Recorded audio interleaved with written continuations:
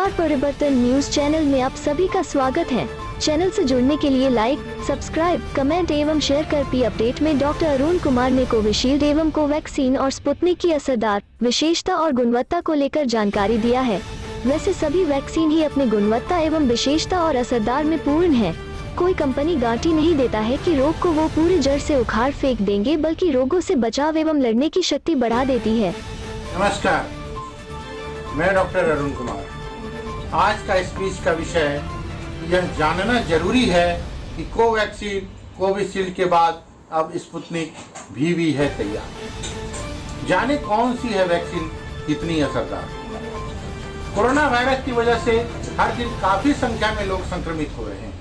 इस बीच देश में टीकाकरण का काम भी जारी है। वहीं लोग भी इस टीकाकरण अभियान में बढ़ चढ़कर भाग ले रहे हैं। मौजूदा समय में भले ही देश दो वैक्सीन कोवैक्सीन और कोविशील्ड का इस्तेमाल कर रहा है, लेकिन अब अगले सप्ताह से देश के पास तीसरी वैक्सीन स्पुतनिक भी होगी, जो बाजारों में उपलब्ध होगी। इस वैक्सीन को रूस ने तैयार किया है। वहीं अगर आपके मन में यह सवाल घूम रहा है कि आखिर इन तीनों में से कौन सी वैक्सीन कितनी असरदार है, तो इनके साइड इफेक्ट क्या हैं, तो चलिए जानते हैं। स्पुतनिक भी दरअसल drug controller general of India यानी DGCI भारत में स्पुतनिक भी कोरोना वैक्सीन को इमरजेंसी इस्तेमाल की मंजूरी दे चुकी है। DGCI ने इस वैक्सीन को रूस में किए गए परीक्षणों के आधार पर मंजूरी दी है, जिसमें इस वैक्सीन का एफिकेसी रेट 91.6% पाया गया।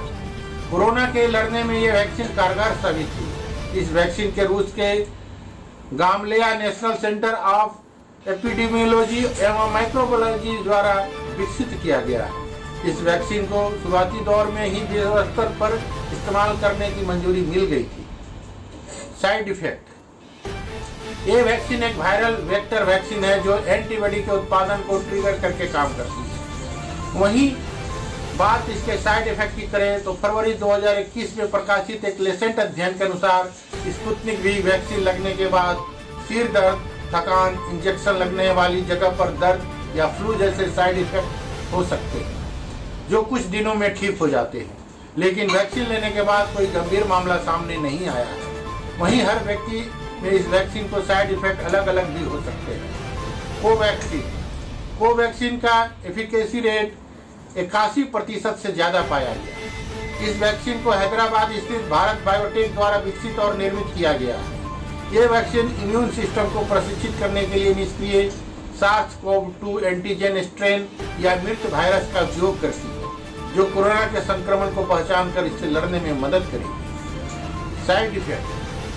वहीं इसके साइड इफेक्ट की बात करें तो कोवैक्सीन फैक्ट शीट और रेगुलेटरी गाइडलाइंस के मुताबिक इनक्यूलेशन राउंड के बाद लोगों में सूजन, बुखार, पसीना आना, इंजेक्शन लगने की जगह पर दर्द होना, ठंड लगना, शरीर में दर्द, कमजोरी, जुकाम, खुजली, चकत्ते आना, जुकाम और सिर दर्द जैसे लक्षण देखने को मिले।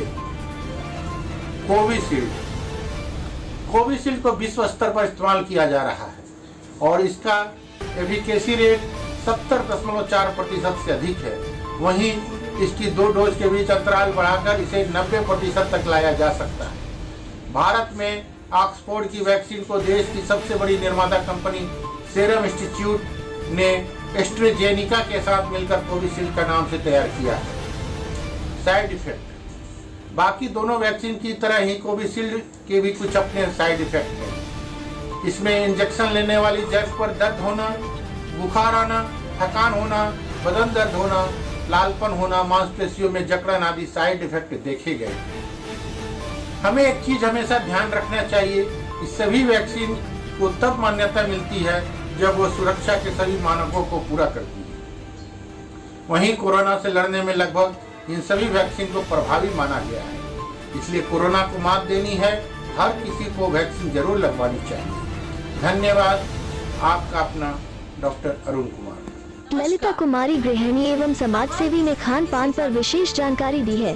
कोरोना के समय इम्यूनिटी पर विशेष ध्यान देना चाहिए। इस समय शरीर की इम्यून प्रतिरोधक क्षमता शक्ति पर निर्भर करती है। इसी खान पान विटामिन के बारे में बताया है। शरीर की प्रतिरक्षा प्रणाली को मजबूत करने पर जोर दे रहे हैं। इम्यूनिटी को मजबूत मजबूती देने में विटामिन सी और जिंक सबसे महत्वपूर्ण पोषक तत्व माने जाते हैं। इसकी पर्याप्त मात्रा रोग जन को कारण होने वाली बीमारियों से लड़ने में शरीर की मदद करती है। आहार विशेषज्ञ कहते हैं कि हम अपने भोजन के माध्यम से इन दोनों पोषक तत्वों की आसानी से पूर्ति कर सकते हैं। कई खाद्य पदार्थों को विटामिन सी और जिंक से भरपूर माना जाता है। कई लोग उचित आहार तो ले लेते हैं, लेकिन उनको कोई लाभ नहीं मिलता है। ऐसे में यह सुनिश्चित करना चाहिए कि हमारा शरीर इन पोषक तत्वों को ठीक से अवशोषित कर रहा है। विटामिन सी के फायदे। आहार विशेषज्ञ बताते हैं कि विटामिन सी शरीर के संक्रमण को बचाने के और घावों को तेजी से भरने में महत्वपूर्ण भूमिका निभाता है। विटामिन सी को प्रभावी एंटीऑक्सीडेंट के रूप में भी जाना जाता है, जो रोग पैदा करने वाले हानिकारक मुक्त कणों से शरीर को सुरक्षित रखने में सहायक होता है। खट्टे फल, कीवी, टमाटर, ब्रोकली, नींबू, संतरे आदि को इसका बेहतर स्रोत माना जाता है।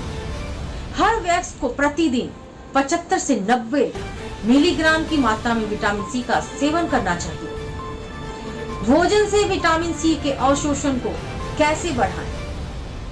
डाइटिशियन बताते हैं कि विटामिन सी युक्त ज्यादातर खाद्य पदार्थ उष्मा के प्रति संवेदनशील होते हैं। ज्यादा देर पकाने से इनकी पौष्टिकता नष्ट हो जाती है। अच्छी बात यह है कि विटामिन सी युक्त ज्यादातर खाद्य पदार्थों को कच्चा खाया जा सकता है। ब्रोकली, शिमला मिर्च, ब्रसेल्स स्प्राउट्स जैसे खाद्य स्रोतों को उबालकर, भूनकर या माइक्रोवेव करके भी प्रयोग में लाया जा सकता है। इस प्रकार से भी आप दैनिक आहार से ज्यादा मात्रा में विटामिन सी प्राप्त कर सकते हैं। जिंक के फायदे।